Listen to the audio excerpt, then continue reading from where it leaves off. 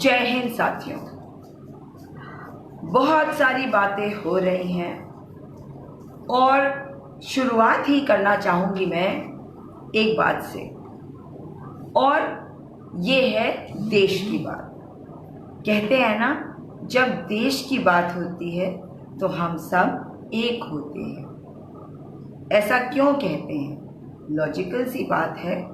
आप में से बहुत सारे लोग समझते भी होंगे, परंतु इसको दोहराती हूँ ताकि ये सिर्फ कहने भर की बात ना रह जाए। जब हम कहते हैं देश की बात होती है तो हम सब एक होते हैं, ये इसलिए कहा जाता है क्योंकि दूसरे देशों के जो लोग हैं वो हमें भारतीय के तौर पे पहचानते हैं, ना कि भारतीय जनता पार्टी के फॉलोअर्स के तौर पे या कांग्रेस पार्टी के चमचों के तौर पे। जी हाँ, ना हम उनके लिए भक्त होते हैं, ना चमचे होते हैं, ना समाजवादी पार्टी के होते हैं, ना किसी और पार्टी के होते हैं। समझे आप? परंतु जब हम बात करते हैं देश की, तो इसका मतलब होता है कि हम बात कर रहे हैं अपनी असली पहचान की। हम असली में केवल भारतीय हैं पूरी दुनिया के लिए। हम भले ही अपने आप को अलग अलग दलों के हिस्से बता दें, परंतु दुनिया के लिए हम केवल भारतीय होते हैं। इसलिए जब देश की बात होती है तो हम सब एक होते हैं। और जब हम बात करते हैं अपनी सेना की, तो हमारे सेना की पराक्रम के साथ जुड़ा होता है हमारा मान सम्मान। इसलिए जब भी देश की सेना की बात हो तो हम सबको एक होना चाहिए। और अगर देश के किसी एक भी सैनिक के साथ कुछ भी गलत हो तो हमें आवाज़ बुलंद करने की आवश्यकता होती है। बहुत सारी बातें आप सुन रहे हैं कि किस प्रकार से चाइना ने हमारे 20 सैनिकों को, एक सीओ को, कर्नल रैंक के ऑफिसर संतोष बाबू को शहीद कर दिया। जी हाँ, वे शहीद हो गए, वे अमर हो गए। वे आपके लिए और मेरे लिए अपनी जान दे बैठे। और अगर आज भी हम इस चीज़ को ना पहचाने तो ये बड़े शर्म की बात होगी। जब हम बात करते हैं अपनी, तो हमें याद रखने की आवश्यकता है कि हम अपने घरों में इसलिए सो रहे हैं आराम से क्योंकि हमारे वीर सैनिक बॉर्डर्स पे, सरहदों पर हमारी रक्षा के लिए बैठे हुए हैं। जी हाँ, जब वे हमारी रक्षा के लिए वहाँ बैठे हुए होते हैं और हम यदि यहाँ हैं, तो इसका क्या मतलब हुआ? इसका मतलब केवल और केवल इतना सा हुआ कि हम पहचान नहीं पा रहे कि गलती कहाँ हो रही है, और हमें कोई भी गलती नहीं होने देनी चाहिए। जब हम बात करते हैं अपने देश की, तो हम बात किसकी कर रहे हैं? हम बात कर रहे हैं अपनी असली पहचान की। जी हाँ, आपकी और मेरी पहचान की। मैं आपको कुछ बताना चाहती हूँ। जो तिब्बत जो है वो चीन के कब्जे में है। आपने दलाई लामा के बारे में सुना होगा, जिन्होंने भारत में संरक्षण प्राप्त किया था। वहाँ के जो एडमिनिस्ट्रेटिव हेड हैं उनका नाम है लॉब्सन सांगे। जी हाँ, और लॉब्सन सांगे का क्या कहना है मैं आपको इसके बारे में बताना चाहती हूँ आज। वहाँ पे उन्होंने कहा है कि हम पिछले 60 वर्षों से भारत को वार्न कर रहे हैं चाइना के बारे में। और किस बारे में वार्न कर रहे हैं? इस बारे में कि माओ जेडोंग, जो उनके नेता और जो बाकी नेता थे, वो लोग कहते थे कि तिब्बत जो है वो हाथ है, हथेली, और जो पाम का हिस्सा यानी कि हथेली का हिस्सा है वो है तिब्बत। उसके अलावा 5 उंगलियां हैं, 5 फिंगर्स, जिसमें से पहला फिंगर वो कहते हैं लद्दाख को। मैं फिंगर 1 2 3 4 की बात नहीं कर रही हूँ, मैं एक दूसरी थ्योरी की बात कर रही हूँ जिसके बारे में लॉब्सन सांगे ने बताया है अभी कुछ 1-2 दिन पहले।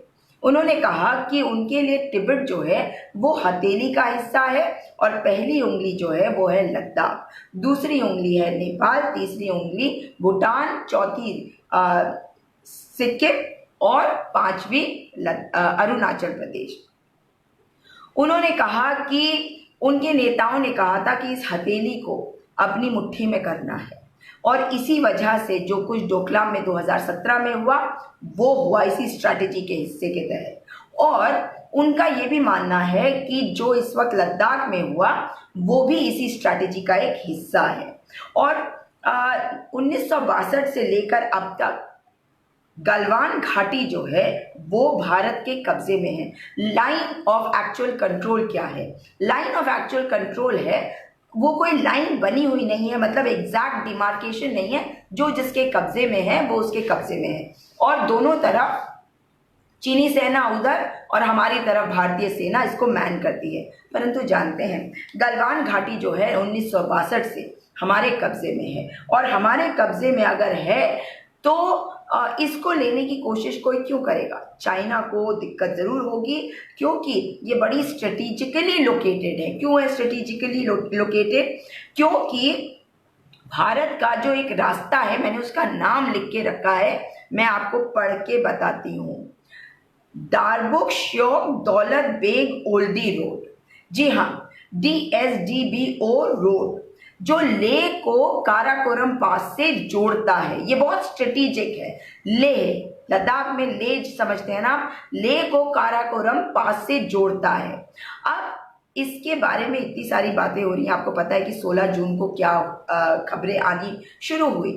मई में बहुत कुछ हो गया इस एरिया में और मैं उन सब बातों में नहीं जानना चाहती। मैं केवल ये जानना चाहती हूँ कि भारत के विदेश मंत्री ने जो स्टेटमेंट दिया था 16 जून को, वो स्टेटमेंट, हमारे रक्षा मंत्री का स्टेटमेंट राजनाथ सिंह जी का और प्रधानमंत्री जी का स्टेटमेंट सब अलग अलग क्यों है?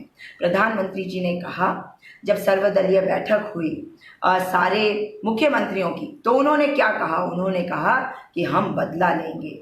और हम कैसा बदला लेंगे? किस प्रकार से उन्होंने ये बात की? नाम नहीं लिया चीन का। क्यों? अगर यही चीज पाकिस्तान के साथ हुई होती तो पाकिस्तान का नाम बार बार लिया जाता। उन्होंने कहा कि हमारी धरती पे किसी भी पोस्ट पे किसी का कोई कब्जा नहीं है, हमारे भारत का 1 इंच की भी जो जमीन है किसी ने नहीं ली। परंतु हमारे जो रक्षा मंत्री हैं उन्होंने इस बात को माना, राजनाथ सिंह जी ने, कि बहुत जमावड़ा हो गया है चीनी सैनिकों का उस एरिया में। अब अगर हमारी जमीन नहीं ली गई है तो किसकी जमीन ली गई? और अगर किसी की जमीन नहीं ली गई तो हमारे 20 सैनिक शहीद कैसे हो गए? 20 सैनिक शहीद हो गए, 76 जो हैं घायल है और 10 सैनिकों को चीन ने हमें वापस दिया है। हर घड़ी बदल रही है बातें हमारी सरकार की। सरकार नई नई बातें हर रोज बता रही है। हमारे पास कोई चारा नहीं है, हमें विश्वास करना पड़ेगा क्योंकि हम तो जा नहीं सकते ना उस जगह पे। मगर अगर हम लोकतंत्र में रहते हैं तो ये आपका कर्तव्य है कि हमारे सैनिकों के साथ अगर कोई भी उनके लिए कोई गलत बात भी कहे तो आपको अपनी आवाज उठाने की आवश्यकता है। क्यों? क्या कौन सी गलत बात करी गई? भाई अगर हमारे वीर सैनिक जो हैं उनको शहादत देनी पड़ी तो वो भी किसी परिवार के सपूत थे ना। तो अगर ये हुआ तो ये क्यों हुआ?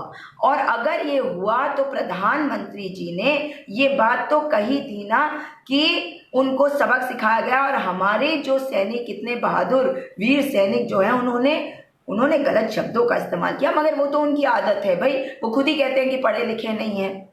उन्होंने कहा कि उन्हें भगा भगा के मारा और आप लोग चुप हैं।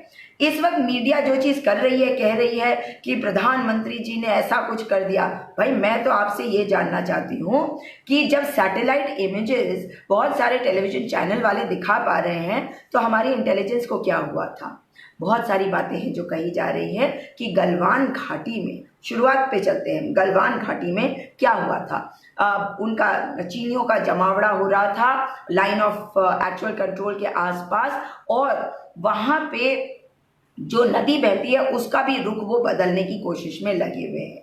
और वहां पे उन्होंने कुछ स्ट्रक्चर्स बना लिए, 2 टेंट बनाए गए जो हमारे जो वीर शहीद, अमर वीर शहीद संतोष बाबू जो हैं वो वहां पे जब पहुंचे हैं उनको पीछे हटाने के लिए, उन्होंने एक टेंट में आग लगा दी, उन्होंने और उनके साथियों ने, मतलब हमारे वीर सैनिकों ने जो शहीद हो चुके हैं। अब आप मेरे को ये समझाइए कि उन्होंने ये किया उस एरिया में, ये 1996 में ट्रीटी जो हुई, संधि जो हुई देवे गौड़ा जी की सरकार के समय पर, कि वहां पर कोई वेपन्स यूज नहीं करेगा, मतलब वो बंदूकें नहीं इस्तेमाल करेगा, वो हथियारों का इस्तेमाल नहीं करेगा, खाली आप कंधों से एक दूसरे को धक्का मार सकते हैं उस एरिया में अगर कोई झड़प हो, कोई बात हो, और बातचीत से, आपसी बातचीत से उसे सुलझाने की आवश्यकता होती है। आप मुझे ये बताइए कि वहां पे ये कहा जा रहा है कि जब ऐसा हुआ तो हमारे जो वीर कर्नल थे वो गए अपनी एक टुकड़ी को लेके, कुछ लोगों को, उनको बोलने के लिए कि आप लोग पीछे हटिए, मगर पीछे हटने के बजाय उन लोगों ने, बहुत सारे और लोग आ गए, उन्होंने हमला कर दिया हमारे वीर सैनिकों पर। उसके बाद पहले तो ये कहा गया, जब पूछा गया उनसे कि भाई हमारे सैनिकों के पास हथियार क्यों नहीं थे, तो कहा गया कि जो ये संधि हो रखी थी जिसके तहत वो नहीं ऐसा कर सकते थे। चलिए ये भी मान लिया कि नहीं कर सकते थे। अब आप मुझे बताइए कि जब हमारे वीर सैनिक वहां पे गए और पीछे से ये कहा गया बाद में कि दूसरी टुकड़ी भी गई, जब ऐसा कुछ हुआ वहां पे, तो दूसरी टुकड़ी जो गई वो हथियारों के साथ गई, ये हमारे रक्षा मंत्री भी कह रहे हैं। अगर वे हथियारों के साथ गए तो कॉमन सेंस की बात आप मुझे बताइए कि क्या जिस वक्त आपके प्राणों पर बन आती है उस वक्त आप चुपचाप से देखेंगे कि किसके साथ क्या हो रहा है? क्या आप ये देखेंगे कि आपको शर्म आनी चाहिए भरत मेहता, आप बोल क्या रहे हैं? ये हमारे सैनिकों की बात है, देश की बात है। अगर आप इस तरह की कोई बात करेंगे जिसमें सैनिकों का अपमान होगा तो आप गद्दार हैं देश के, क्योंकि हमारे जो वीर सैनिक हैं उन्होंने जो भी किया, लेकिन उन्होंने अपने प्राण दिए अपने देश की रक्षा के लिए, और आज हम आराम से सो रहे हैं अपने घरों में। नींद उड़ी हुई है, मगर नींद क्या हमारे प्रधानमंत्री जी की उड़ी हुई होनी चाहिए? जब 130 करोड़ की जनता उनके पीछे खड़ी है, वो किसी को कुछ नहीं बताना चाहते हैं। तो उस दिन जो कुछ हुआ उसके बाद में जब खबर आनी शुरू हुई तो 24 घंटे का समय लगाया हमारी सरकार ने, और फिर उन्होंने बताया कि किस प्रकार से हमारे 20 सैनिक और एक कर्नल जो हैं वो शहीद हो गए। चलिए जी, देश की सेवा कर रहे थे, देश को बचा रहे थे, मगर उसके बाद हमारे विदेश मंत्री भी इस बात को मान रहे हैं, हमारे रक्षा मंत्री भी इस बात को मान रहे हैं, परंतु हमारे प्रधानमंत्री जी कहते हैं कि हमारे क्षेत्र में कोई आया नहीं। तो हमारे क्षेत्र में कोई आया नहीं तो गलवान घाटी किसकी है? गलवान घाटी तो हमारे कंट्रोल में थी और 1962 से हमारे कंट्रोल में है। आप लोग 1962 के बारे में बहुत कुछ बोलते हैं, 1962 के बारे में भी थोड़ा कुछ बात कर लें। देश को 15 साल हुए थे आज़ाद हुए, देश के पास हथियार नहीं होते थे इतने, मगर हाँ 15 सालों में हमारे देश की जो सैन्य व्यवस्था थी उसको हमारे प्रधानमंत्री जी ने उस समय के बहुत मजबूत कर दिया था। जानते हैं 8 लाख के करीब थे हमारे पास लोग और उन्होंने 8 से 15 कर दिया था, 15 लाख। हमारे पास वेपन्स नहीं होते थे, हम एक कमज़ोर देश थे, हमारे पास पैसा नहीं होता था।